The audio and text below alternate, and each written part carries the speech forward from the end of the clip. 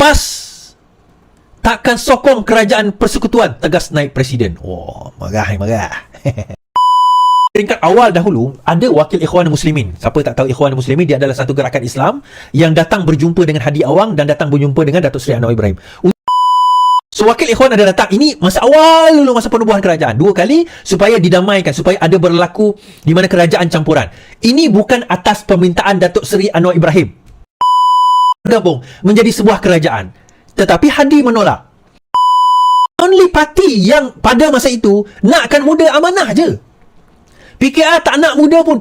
Amanah langgar kerusi PKR. Kita kata muda langgar kerusi PKR. Muda khianat pada kita pada waktu itu.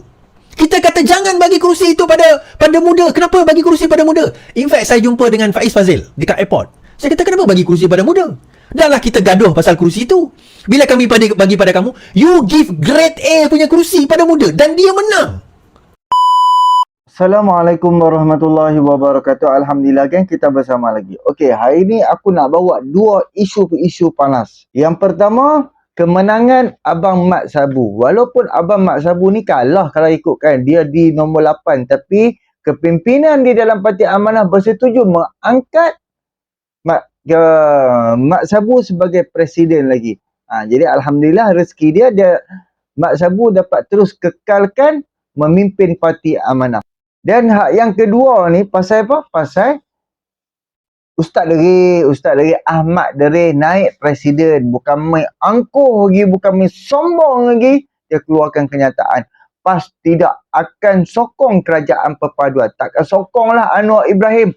Kan? Dan walaupun Ikhwanul Muslimin mai secara diam-diam mai bertemu dengan Anwar Ibrahim.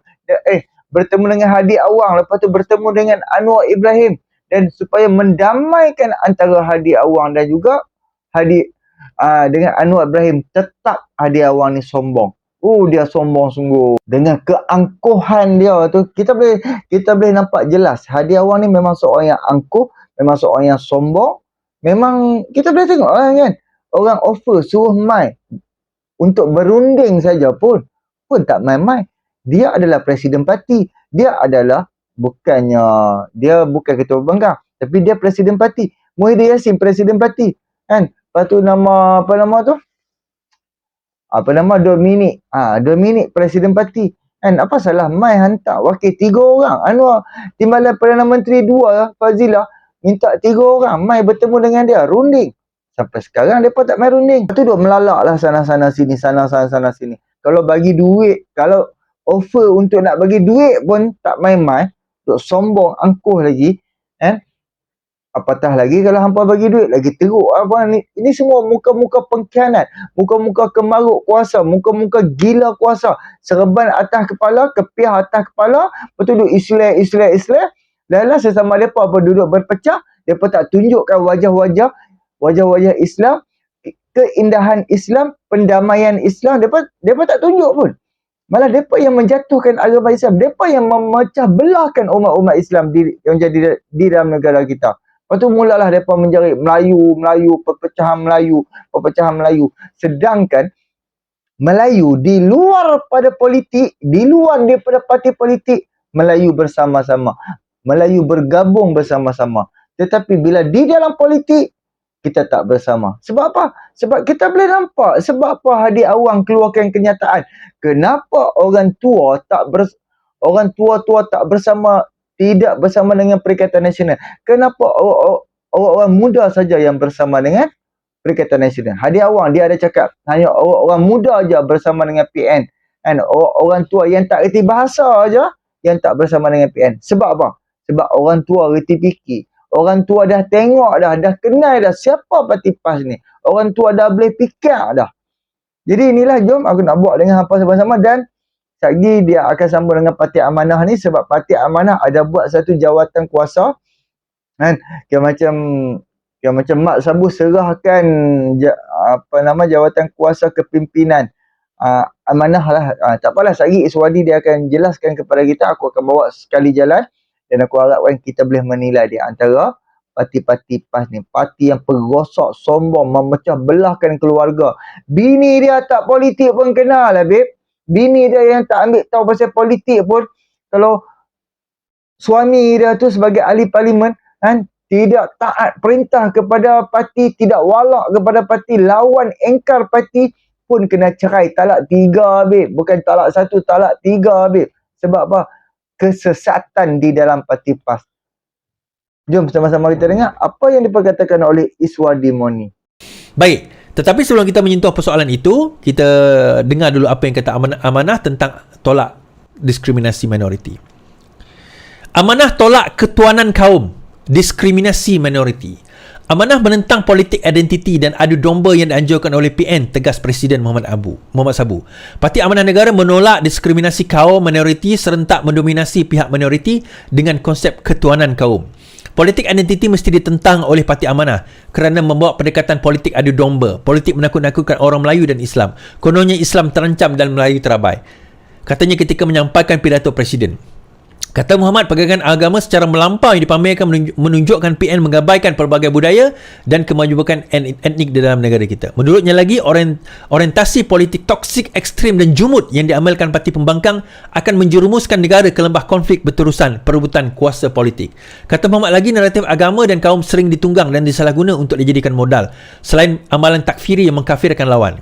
Ia sekaligus membawa natijah buruk, gejala takfiri, dan ia mudahnya mengkafirkan lawan politik sebagai tidak Islam atau kurang Islam berbanding dengan mereka. Alright. Sebelum saya nak menyentuh tentang dia sebut tadi Muhammad Sabu Muhammad Sabu sebut pasal ketuanan kaum ni, kan? The supremacy of one race. Yang sebelum ini the right, the conservative di barat pun guna white supremacy. Dalam masa yang sama, on the other hand, satu lagi adalah di mana mereka beranggapan bahawa tidak ada hak atau diskriminasi patut dikenakan kepada golongan-golongan minoriti. Mereka adalah golongan second class. Mereka adalah golongan pendatang. Mereka adalah orang yang tidak layak dipanggil sebagai warga negara kita walaupun mereka lahir dan mak bapak mereka lahir dan datuk nenek mereka lahir dan memegang IC. Dia ada yang beranggapan sebegini, tuan-tuan. Jangan terkejut. Tak payah tengok jauh. Look left and right. Bukan sekarang ni lah. Tanya dalam WhatsApp group, tanya left and right. Apa? Dia orang tak cakap macam tu. Dia orang tak kata, oh kita tak beranggapan China, India macam tu. Dia tak kata macam tu. Tetapi daripada bahasa dia, kita tahu kalaulah dia orang berkuasa, hancurlah Islam, habislah orang Melayu. Itu ayat dia. From there, kita tahu sebenarnya itu mentality. Apa orang kata, mentality racism, discrimination yang telah ditanam dalam kepala mereka.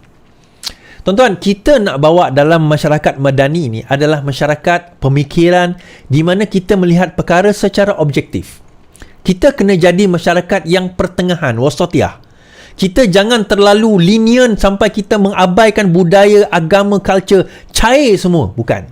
Tetapi dalam masa yang sama, kita juga bukan yang terlalu, orang kata nationalistic dan juga terlalu kita lah yang terpaling sehingga kita menindas agama, bangsa dan juga keturunan orang lain. Dua perkara ini kita kena timbang dengan baik, tuan-tuan. Kita kena timbal dengan baik dan kita kena faham semua majoriti rakyat Malaysia mempunyai niat yang baik terhadap negaranya. Adalah yang jahat, kita tak nafikan. Tetapi bukanlah semua mereka itu jahat terhadap. Bila saya sebut mereka itu bukan orang Melayu dan Cina saja, Cina dan India saja dan juga Iban, Kadazan sebagainya. Kita sebut orang Melayu sendiri. Yang jual tanah tu siapa, tuan-tuan? Yang pergi songlap tu siapa? Yang sakau siapa? Yang pergi curi duit siapa? Yang salah guna kuasa siapa? Hadi Awang menyebut hari tu, dia kata bahawa menurut kajian ramai orang memberi rasuah adalah orang bukan Melayu. Betul. Dalam kajian tersebut betul. Tetapi dia berhenti kat situ. Half truth is a whole lie. Dia lupa nak bagi tahu ramai majoriti yang meminta rasuah itu adalah orang Melayu. Kenapa? Simple, majoriti orang Melayu berada di dalam kerajaan, memegang kuasa. Daripada situ mereka meminta. Tak ada orang minta, macam mana orang nak bagi? Dia kata kalau tak bagi, apa orang kata?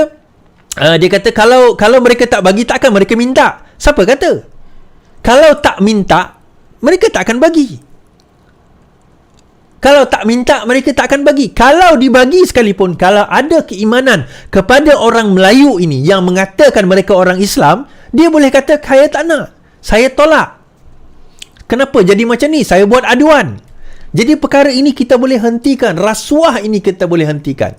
Pelincir ini kita boleh hentikan. Namun begitu, akhirnya kita blame satu bangsa, kita tak melihat bangsa yang lain, kita tak melihat bangsa kita sendiri, dan kita tidak melihat punca kenapa perkara ini berlaku. Semalam saya tengok perdebatan 3 bakal Presiden Indonesia di live TikTok, live YouTube.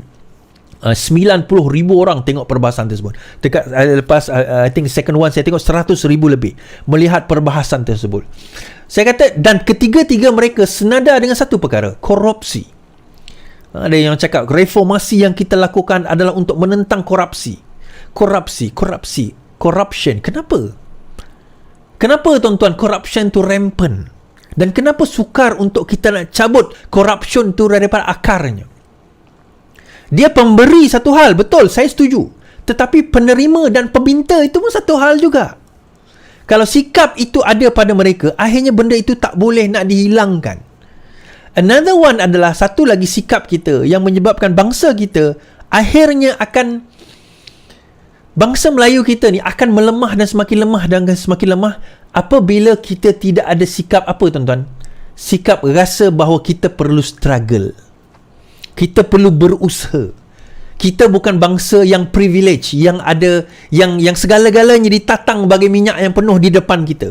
Kita tak payah berusaha, dapatlah sesuatu. Tak payah belajar rajin sangat, nanti kita dapatlah tajaan tu. Tak payah belajar bagus sangat, kerajaan bagi subsidi. Mentaliti sebegini, in the long run, dia akan merosakkan bangsa kita. Dia akan merosakkan pemikiran kita. Kita kena jadi bangsa yang sentiasa memikirkan bahawa kita kena struggle setiap hari. Struggle untuk apa? Struggle untuk survive hidup kita. Dan dalam struggle itulah nanti baru kita akan dapat belajar. The only way we can learn adalah dengan struggle. Dengan kita berusaha. Hidup kita susah, hidup ni keras, bagus. Kalau kita anggap hidup ni susah, hidup ni keras, bagus. Tetapi soalan kedua, adakah kita berusaha untuk keluar daripada hidup yang keras itu? Saya bagi contoh tuan-tuan. Saya pernah berdebat dulu dengan seseorang dalam TikTok. Masa tu isu pasal keluarkan duit KWSP. Saya kata yang last tu, yang Datuk Seri Anwar, zaman Datuk Seri Anwar kata dia tak nak keluarkan duit KWSP. So saya kata, kenapa nak keluarkan duit KWSP? Saya susah, saya menderita, saya macam ni macam tu, perlu keluar untuk tolong bantu saya. Mana kamu tahu kamu orang senang? Saya kata, macam mana kamu tahu saya orang senang? Awak kenal saya ke? Tak adalah, saya perlukan duit tu. Saya tanya, duit tu untuk apa? Untuk saya bayar hutang lah. Saya kata, 4 kali keluar KWSP, kenapa tak guna duit 4 kali tu untuk bayar hutang? Dia kata untuk bayar duit hutang kereta dia. Saya kata 4 kali duit KWSP keluar, kenapa duit KWSP tu tak digunakan untuk bayar hutang? Oh, tak ada lah, itu untuk saya nak ni, saya bayar hutang. Exactly, saya kata. Sekarang ini, negara dah buka. Tak ada lagi PKP. Yang awal dulu, saya faham. Keluar di KWSP, masa tu kita tak ada, ramai yang tak bekerja. Negara tutup. Banyak syarikat pun dah tutup. Saya faham. Saya setuju. Tetapi bila later negara dah buka, ekonomi dah mula rancak, kita dah boleh cari pekerjaan, boleh mula bekerja. Saya tanya, umur berapa bang? Umur 40. Lagi muda daripada saya. 6 tahun, 7 tahun lagi muda daripada saya. Tetapi kamu bercakap macam kamu orang yang dah nak pencen. Orang yang dah tak mampu nak bekerja. Ada sakit ke? Tak ada sakit. Muda lagi. Bekerja. Bekerjalah. Bekerja. Kita kena bekerja. Aku dah bekerja, hidup aku susah. Kerja lagi. Tuan-tuan, Ar-Razzaq, rezeki diberikan oleh Ar-Razzaq. Tuhan tu maha pemberi rezeki. Tugas kita kerja, usaha. Itu tugas kita. Kita nak mengadu, berdoa pada Allah. Of course, kalau sekiranya memang benar kerajaan kita ni tak beri yang sepatutnya, kita boleh komplain. Kita boleh marah kerajaan, kenapa tak beri yang sepatutnya. Tetapi opportunity tu ada. Kalau dah ada depan mata kita, dah ada peluang, kerja. Bekerja. Tapi aku tak cari, belajar, tambah skill. Go and learn. Banyak benda dalam dunia ni yang kita boleh belajar. Sekarang ini tuan-tuan, ilmu di depan mata, di hujung jari. YouTube ada, internet, Google ada, TikTok ada, macam-macam ilmu tu ada. Saya kata, nak berjaya dalam hidup, kamu ada 2 perkara ni je. Yang pertama, apa dia tuan-tuan? Skill. Yang kedua, disiplin. Ajar ini dengan anak-anak. Ajar ini dengan anak-anak. Pertama, kamu kena ada skill. Kedua, kamu kena ada disiplin. Ada skill tak ada disiplin, masalah juga. Datang kerja 2-3 hari, berhenti kerja. Datang kerja seminggu, berhenti kerja. Disiplin tak ada. Ada disiplin, tak ada skill, bolehlah nak belajar. Tapi masalah juga sebab tak nak belajar. So, keep on learning.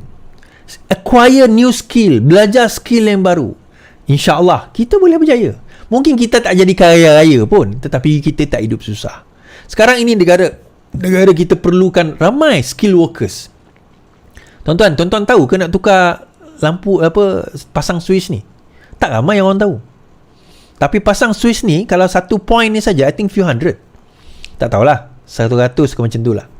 Pasang plug tu saja RM100. Sekarang ini kita nak boleh tukar dah rumah kita jadi smart.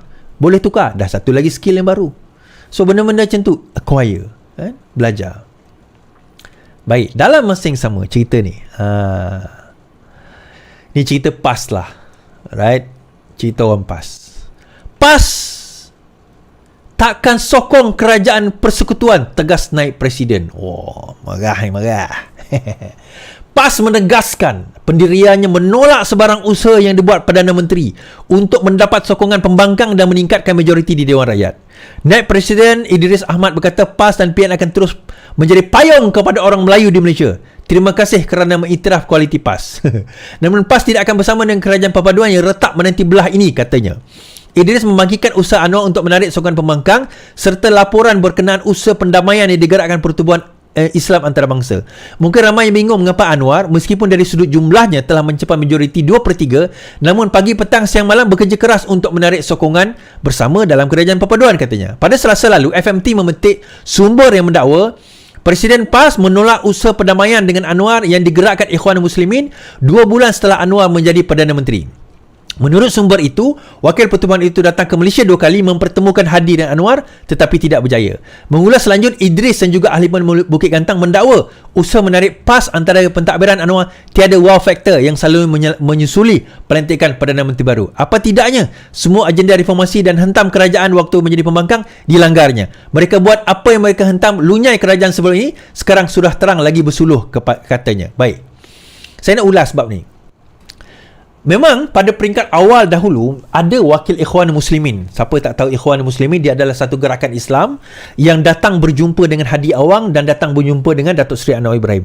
Untuk makluman tuan-tuan dan puan-puan, dua organisasi besar iaitu PAS di bawah Hadi dan juga ABIM di bawah Datuk Seri Anwar Ibrahim, dua-duanya adalah organisasi yang orang kata apa, at least sekurang-kurangnya bukan terpanah tetapi ada terpalit dengan fikrah daripada Ikhwanul Muslimin. Okay, itu yang kita kena faham. So, wakil Ikhwan ada datang. Ini masa awal dulu, masa penubuhan kerajaan. 2 kali supaya didamaikan, supaya ada berlaku di mana kerajaan campuran. Ini bukan atas permintaan Datuk Seri Anwar Ibrahim. Saya ulang. Ini bukan atas permintaan Datuk Seri Anwar Ibrahim. Saya tahu peristiwa tersebut. Saya tahu dia berlaku. Dan saya tahu kat mana peristiwa itu berlaku. Pertemuan itu memang ada. Kita tak menafikan. Tetapi itu bukan atas permintaan Datuk Seri Anwar Ibrahim. Jadi bila naib Presiden PAS ini, konon-kononnya kata bahawa PAS tak akan sokong kerajaan persekutuan, orang Ikhwan datang jumpa dengan Hadi, minta ada pertemuan. Bukan pertemuan itu Anwar suruh Ikhwan datang jumpa Hadi, tak. Pertemuan itu memang Ikhwan yang pergi jumpa kedua-duanya dan minta supaya mereka bergabung menjadi sebuah kerajaan. Tetapi Hadi menolak. Datuk Seri Anwar Ibrahim kata saya tidak ada apa-apa masalah. Tetapi Hadi Awang yang menolak pada peringkat awal. Ini sebelum ada cerita nak apa orang kata bentuk kerajaan YDPA semua ni belum ada. Tetapi dah menang dah pada waktu itu, PAS pun menang. PAS sendiri yang tolak. So sebenarnya tak ada. Dan bila dia kata seolah-olah cerita dia tadi, seolah-olah cerita naib presiden tadi, Anwar yang terhegeh-hegeh nak cari kami. Anwar yang nak cari kami ni. Nampaknya sebab apa? Mereka retak menunggu belah. Tuan-tuan, dia cerita kita retak menunggu belah, tetapi 5 orang-orang dia lompat kat kita. Siapa yang retak menunggu belah? So siapa yang kena kencing ni tuan-tuan? Siapa yang cakap cukup jumlah, tetapi 5 ahli parlimen mereka menyatakan sokongan kepada PMX. Siapa yang retak menunggu belah? Dia umpama sekarang ini Orang dok tuduh kita kata macam-macam. Rumah kau nak ubah. Tapi sekali tengok rumah dia yang sengit sebelah.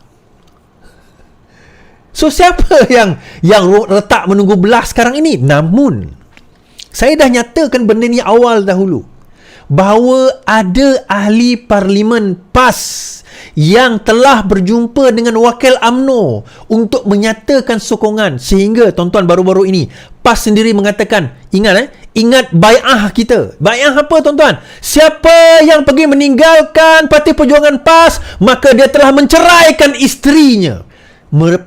Itulah ekstremisme dalam agama. Sanggup menggadaikan isteri sendiri. Apa kena mengena bini dia orang sanggup gadai bini sendiri demi politik, tuan-tuan. Orang macam ni yang tuan-tuan nak angkat jadi pemimpin. Gadai bini sendiri, gadai. Seolah bini dia orang ni tak ada nilai. Isteri mereka ni tak ada nilai, tuan-tuan. Gadai demi politik. Kalau sokong, jatuh talak, cerai. Tapi saya boleh bagi satu petua lah pada orang PAS yang mana dah angkat sumpah. Boleh pergi ke Perlis tidak mengiktiraf talak tersebut. Kan? Perlis tidak mengiktiraf talak tersebut.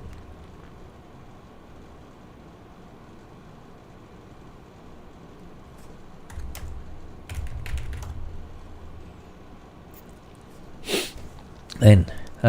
Cerai taklik. Perlis tidak diiktiraf cerai disebabkan oleh politik, itu Perlis tak iktiraf. So ada cara. Jadi saya nasihatkan kepada yang melompat tu, boleh tak cerai, tak jatuh cerai, tak jatuh talak, jangan risau. Sebab apa? Sebab objektif mereka nak jatuh talak itu bukan sebab kerana kebatilan.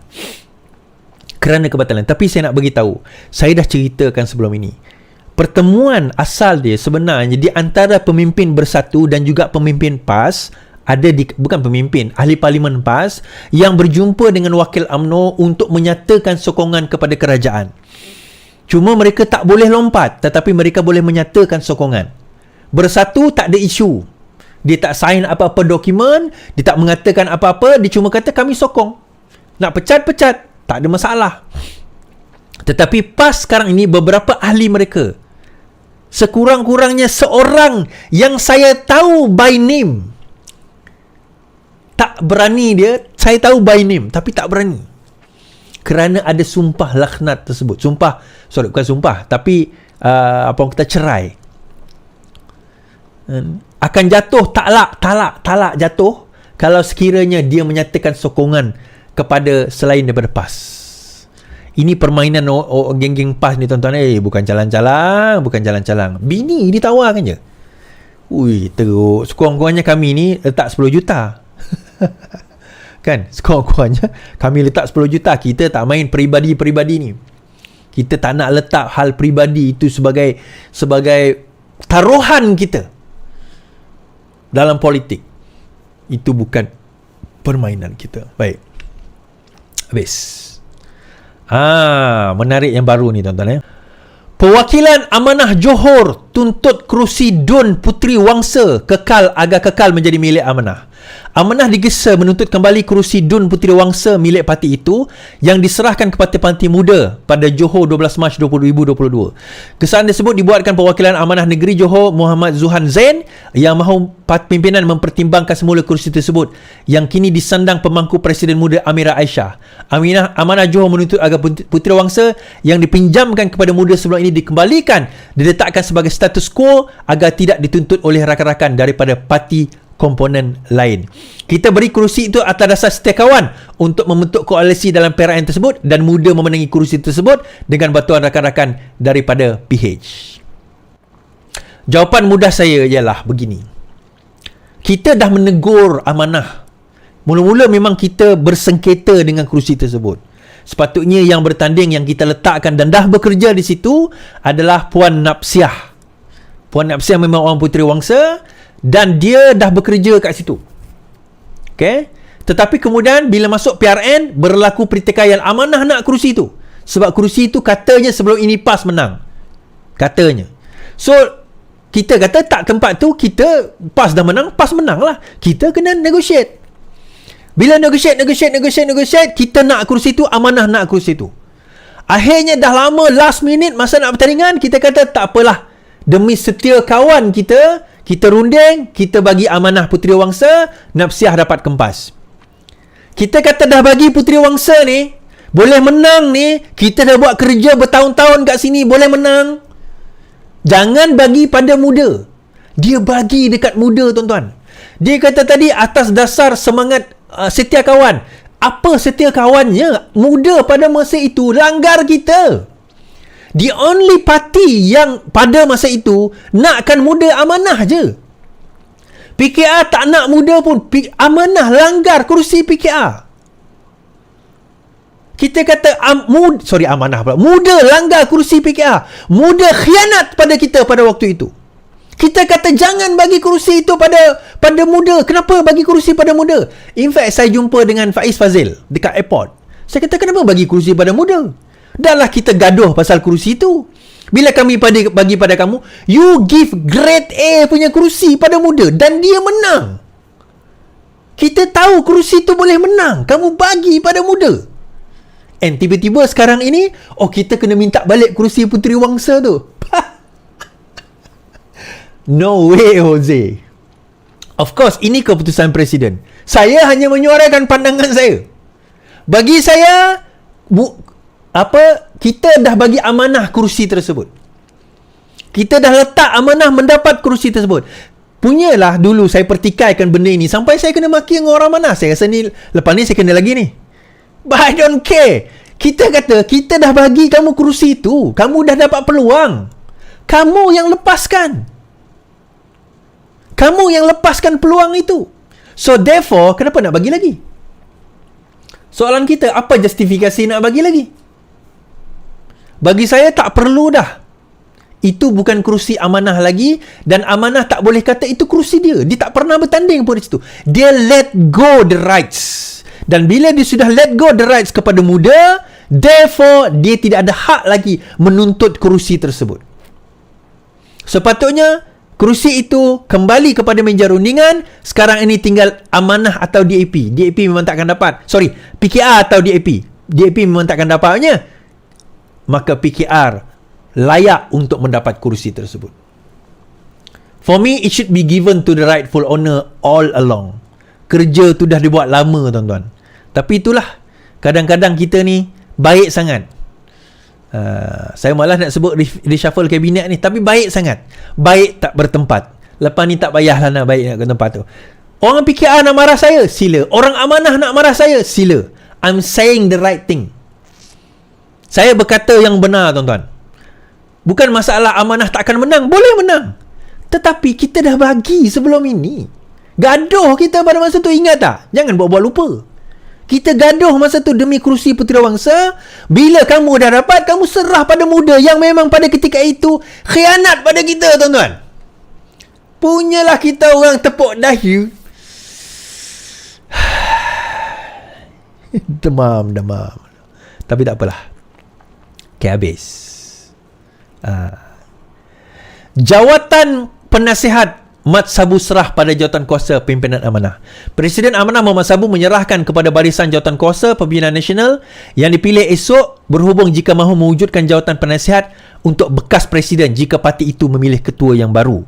Muhammad juga mengulangi pendirian mengenai jawatan presiden dan menyatakan sediaannya untuk menerima mana-mana individu yang akan dipilih selain dirinya. Perkara itu serah kepada 27 AJK. Kita tiada camp. Kalau pilih siapa pun, insya-Allah semua ahli akan terima dan terus bekerja di bawah pasukan dipilih untuk diumumkan petang esok, katanya dalam sidang konvensyen amanah di Kelang, Selangor. Hari itu timbul satu persoalan, sama ada pemilih reshuffle kabinet ni akan menunggu sehingga habis pemilihan amanah. Tapi nampak gayanya taklah. Nampak gayanya pemilihan amanah ini telah selesai, belum selesai, tetapi reshuffle kabinet itu telah berlaku. Now, yang menariknya adalah berkemungkinan besar dia macam ni. Daripada perwakilan tersebut, mereka memilih 27 orang perwakilan esok. Dipanggil council 27 orang, dan 27 orang ni akan menamakan siapakah presiden mereka. Itu kaedah dia.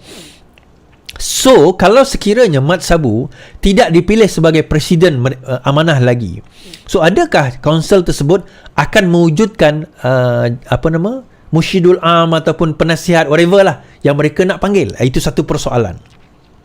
Yang kedua, kalaupun Mat Sabu tidak dipilih, soalan yang seterusnya, siapa yang akan dipilih? So, the most likely candidate yang akan dipilih adalah Dr. Mujahid Yusof Rawal. Okay. Now, saya tak nak dwell into internal politik Mat Sabu lah. Mat Sabu, amanah lah kan. Tetapi bagi saya, kalau dilihat, bagi saya, sebagai orang luar lah, saya lebih suka melihat Mujahid menjadi presiden. Now, rekod beliau sebagai menteri agama sangat baik sebenarnya. Dan kelebihan Dr. Mujahid ni, dia ada pemikiran untuk nak growkan, contoh masa dia jadi menteri agama dahulu, bagaimana dia melihat bagaimana nak menyelamatkan tabung haji pada ketika itu. So itu adalah satu exercise yang sangat menarik dan beliau melakukannya dengan baik. Dan daripada segi latar belakang, daripada segi cara fikiran, daripada segi koman dan sebagainya, bagi saya personally, Dr. Mujahid lebih layak. Namun bila saya tanya dengan beberapa rakan amanah, dia kata kita biarlah Mak Sabu pegang dulu. Lepas tu next term nanti diserahkan. Itu pendapat masing-masing. Ini pendapat saya kan. Kalau tuan-tuan setuju, tak apa. Tak setuju pun tak apa kan. Macam juga hari tu kan, bila saya kata Ayub Khan kena jadi ketua polis negara, ada yang kata tak setuju. Tak apalah, masing-masing punya pendapat. Cuma keputusan untuk presiden amanah akan ditentukan esok petang dan kita tunggu siapa yang bakal menjadi presiden amanah. Again, persoalan dia ialah kalau sekiranya katakanlah Dr. Mujahid, Senator Mujahid diangkat menjadi presiden amanah, dia kena memegang satu jawatan yang tinggi. Okay, dia kena memegang satu jawatan yang tinggi. Dan bagaimana pula Mat Sabu, adakah dia akan kekal sebagai menteri ataupun dia akan dialih? Most likely dia tak akan dialih lah, sebab reshuffle kabinet dah habis dah. Kan saya kata itu sepatutnya tunggu pemilihan amanah, tapi tak apa. So kalaupun beliau tak dialihkan, berkemungkinan Mujahid kena diletakkan di satu posisi. So posisi apa? Yang itu yang menariknya untuk nak dilihat dan dibincangkan. Okay? Alright, habis dekat situ. Okey geng, alhamdulillah kita dah bersama dengan Iswadimo ni. Aku harap hangpa semua faham yang pasal parti amanah, cara parti amanah dengan mudah sangat bagi kursi dekat orang. Mudah sangat kawan tu kianat kita, dia buat lari kursi tu daripada kita. Lepas tu cara parti PAS dengan keegoan, kesombongan isteri dia, bini dia yang terinaya. Tak tu pasal ya bini dia. Sedangkan Islam mengajarkan perdamaian. Islam mengajarkan keamanan. Islam ni dia perfect. Dia dah cukup dah. Hanya manusia yang bawa Islam tu. Yang kononnya dia seorang ulama, seorang pendakwah. Kalau betul-betul dia bawa agama tu dengan baik, semua orang akan suka. Segala makhluk di atas muka bumi ni akan suka. Tetapi apabila orang yang bawa agama tu penuh dengan kebencian, penuh dengan perpecahan, penuh dengan duit haram, salah guna kuasa, kemaruk kuasa. Sebab tu Allah takkan gerakkan hati-hati manusia undi parti PAS. PAS daripada 1960-an sampai sekarang. Kenapa Allah tak izinkan PAS tu menang? Kerana Allah kenal, Allah tahu hati-hati manusia, hati-hati kepimpinan di dalam parti PAS. Walaupun ada beberapa orang tu dia benar-benar ikhlas, benar-benar lillahi ta'ala memperjuangkan demi agama. Bila orang di bawah dia ni ada lagi yang tak betul, hati jiwa dia kemaruk sangat kuasa. Sebab tu Allah tak izinkan. Sebab tu macam kita kata, kerana nila setitik habis sebelanga. Kerana seorang je yang menjemput bala, orang yang tak menjemput bala pun kena. Inilah. Sedangkan kita di dalam negara kita, Islam masih okey. Tak ada masalah apa. Han nak buat ceramah, boleh. Tak ada masalah apa. Han pergi minta tauliah, han dapat tauliah, no problem. Han boleh ceramah dalam masa tempoh beberapa tahun. Tak ada masalah. Yang penting han ikut saluran dia. Orang azan, ada. Kampung Risila, Masjid Risila tak boleh azan. Dekat Marang, masjid dah kena roboh. Surau-surau apa semua dah tak boleh berkumandang azan. Orang dah tak boleh mengaji. Quran dah tak ada dah. Ataupun apa-apa yang berlaku. Pakat-pakat murtad habis lah. Macam tu ke? Jadi inilah kan pembodohan-pembodohan hak dibawa oleh puak-puak parti PAS ni. Depa yang sesat, depa kata orang lain sesat. Kan ni, hak yang berlaku Ustaz Azhar Idrus. Sampai video-video setiap di media-media sosial Ustaz Azhar terpaksa tutup komen. 2018 hang cakap macam lain. Dan sekarang hang cakap macam lain. Sebab apa? Sebab orang yang hang sanjung tu tak dapat jadi kerajaan. Dan sebab apa? Sebab ada penyakit hati. Memanglah dia tak attack nama. Memanglah dia tak sebut nama. Siapa lagi pemimpin di dalam negara kita? Yang hang bodohkan, yang hang jahilkan, yang hang sesatkan tu, siapa dia lagi? Sedangkan Alhamdulillah, ramai ustaz-ustaz, astazizah. Aku nak sebut orang payah. Ustaz-ustaz lah mudah-mudah cakap yang bukan orang politik, bukan tak ambil tahu pasal politik pun. Alhamdulillah. Mereka pun mengeluarkan kenyataan. Kan? Kata apa yang Ustaz Azhar Idrus ni cakap tak betul. Betul lah apa hak yang Anwar cakap. Ada yang kata dua-dua tak betul. Kan? Dan soalan hak yang ditanya pun kepada Ustaz Azhar pun, soalan tu pun tak betul. Sebab Ustaz Azhar dia tak dengar ucapan penuh Anwar Ibrahim. Dia pun dia macam dia tak faham apa yang di sebalik penyampaian Anwar Ibrahim dekat Kementerian Perdana Menteri tu. Sebab apa Anwar Ibrahim cakap macam tu. Dan sedangkan kita hanya nak ambil apa keimanan 7 orang pemuda Al-Kahfi tu, keimanan, ketakwaan, kesungguhan, keyakinan mereka terhadap Allah Subhanahu Wa Taala tu. Tapi bila terlalu gopoh dok nak komen, sebab penuh hanya kebencian terhadap kepimpinan, tu yang menyesatkan orang. Oh, lepas tu dia dok kata orang lain sesat lah, padahal dia yang sesat dia tak sedar. Kan? Kepimpinan dia lagi mengarut, lagi sesat, langsung dia tak tegur. Aku parti PAS ni ahli-ahli parlimen ni, sebab tu yang parti PAS ni paling aku rasa macam apalah puak ni. Bini dia tak tu pasal kena cerai, talak 3 je. Bini dia tak tu pasal. Sebab apa? Sebab bro, kita bila kita ada ketua, awak ketua hampa maksum lah. Ada orang tu maksum lah. Bila kita nampak ketua kita dah mengarut, ketua kita ni sombong, angkuh, kita di bawah ni, adakah kita nak selesaikan masalah yang kita ada, kawasan kita ada? Ataupun kita membuta tuli lah. Dan ikut saja walaupun kita tahu benda tu tak boleh, benda ni tak bagus, tapi kita ikut je. Sebab apa? Sebab kita ada gaji puluh-puluh ribu, kita ada keperluan, kita ada tu, kita ada ni. Dan sebab tu berapa ramai ahli-ahli 40 orang lebih, mereka ibarat kena sihir lah. Jadi bodoh hak yang belah-belah sana, belah-belah side daripada kata kita ni bodoh. Mereka yang bodoh sebenarnya. Mereka nampak kepimpinan mereka tu mengarut. Kan? Cara undang-undang yang digugal oleh mereka pun dicabar di zaman mereka. Kan? Seperti mana hak yang Nick Elin. Itu undang-undang yang dicipta bukan daripada Quran. Itu undang-undang yang dicabar tu, undang-undang yang dicipta oleh ahli-ahli Dewan Undangan Negeri Kelantan. Bila bertentangan dengan kerajaan pusat. So, kawan ni ada point untuk nak cabar, dia pun cabarlah. Tapi yang pembodohan hak yang diturunkan oleh kepimpinan mereka tu, sebab tu hak di bawah ni mudah-mudah sangat diperbodohkan. Sebab tu, anak-anak muda yang undi mereka sekarang ni, mereka akan boleh fikir. Sebab apa orang tua yang hadir kata tak bersama dengan mereka? Sebab orang tua dah kenal parti PAS dah. Mereka dah tahu dah PAS ni macam mana. Sebab tu mereka tak undi PAS. Sebab tu ada orang keluarkan kenyataan orang tua yang tak erti bahasa, yang tak undi PAS, yang tak bersama dengan Perikatan Nasional. Hanya orang-orang muda. Sebab tu mereka attack kepada anak-anak muda untuk memenangkan mereka. Anak-anak muda ni hang cerita pasal agama sikit. Demi agama, demi Islam, syurga sekali. Mereka ikut lah. Bila mereka dah besar, mereka makin hari mereka boleh tahu politik dunia, mereka boleh tahu politik Malaysia, mereka start ambil tahu. Oh, mereka boleh fikir, mereka akan tolak PAS. Apa boleh tengok, sekarang ni yang orang umur 18, orang umur 19, orang umur 20, 21, kita boleh tengok perubahan yang akan mereka buat di waktu pilihan raya yang ke-16. Waktu tu anak-anak muda yang baru jadi umur 18, 19, 20, waktu tu mereka dapatlah bodoh-bodoh kan. InsyaAllah Anwar Ibrahim dia akan tunjuk cara dia, contoh dia, kepimpinan dia. Sebab apa?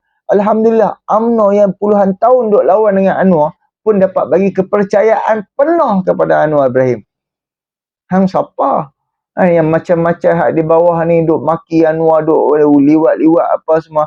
Hang katalah apa pun Anwar Perdana Menteri. Hang tu siapa? Kita nak tanya, hang tu siapa? Hang duk hina kawan tu, hang duk cerca dia, hang duk aibkan dia, hang duk aibkan keluarga dia, hang duk reka cerita, hang duk fitnah macam-macam. Dan hang cabar dia supaya Anwar fitnah dia. Supaya Anwar saman dia. Bila Anwar saman dia, hang kata Anwar zalim. Kepala hang. Yang hampir fitnah tu apa hal? Cuba kalau hang tak payah fitnah. Orang pun orang takkan saman hang. Tapi disebabkan hang duk fitnah melampaui batas. Kalau aku Perdana Menteri lah. Aku ni ada kuasa. Aku menteri apa-apa. Ataupun aku ketua polis ke apa. Orang duk fitnah, attack aku hari-hari, setiap saat, setiap minit orang duk attack aku. Aku dengan kekuasaan aku, apa yang aku ada, aku akan ambil tindakan kat orang yang fitnah aku. Sekali 5-6 kali, aku boleh biarkan. Tapi bila dah melampau, PA aku, pengawal peribadi aku, kawan-kawan aku, of course lah tak boleh tahan kan. Sedangkan aku tak buat pun, tapi dapat fitnah kata aku buat. And of course, aku akan guna juga kekuasaan aku untuk ambil tindakan dekat hang. Tapi aku saman hang. Bila aku saman hang, hang kata aku zalim lah. Sebab apa? Sebab aku yang pergi saman hang, 10 juta, tu hang kata aku zalim. Yang hampir fitnah aku tu apa hal? Inilah puak-puak PAS ni, hadiah awang tak pernah tegak pun. Hampa pernah tengok hadiah awang tegak ni, budak-budak walau ontik ni, penyokong macam-macam hak di bawah ni. Hampa pernah tengok dia tegak. Hampa pernah tengok lah. Islam tak boleh fitnah. Islam tak boleh aibkan. Islam tak boleh hina seseorang. Hampa pernah dengar tak hadiah awang yang hampa kata ulama tu, yang pada aku ulama suk tu, kepimpinan-kepimpinan PAS yang jahil di atas tu, tegak budak-budak dah. Tegak pentak-suk dah. Pengundi dah. Jangan fitnah. Itulah kejahilan yang ada di dalam parti PAS. Kesesatan yang ada di dalam parti PAS. Kebodohan yang ada di dalam parti PAS. Tapi dia duk kata kita bodoh. Padahal dia tu bodoh. Dia tak sedar kata dia tu bodoh. Lepas tu dia duk kata orang bodoh. Padahal dia yang bodoh. Jadi inilah sedikit perkongsianku. Kita jumpa untuk video yang akan datang. Tolong subscribe, like, komen dan share. Jumpa untuk video yang akan datang. Terima kasih banyak. Terima kasih yang bagi super sticker. Super apa dia. Ramai orang. Alhamdulillah, terima kasih banyak. Orang ada bagi RM15, RM20, RM50. Terima kasih banyak. InsyaAllah kita akan gunakan, manfaatkan sebaiknya. InsyaAllah, terima kasih banyak. Assalamualaikum.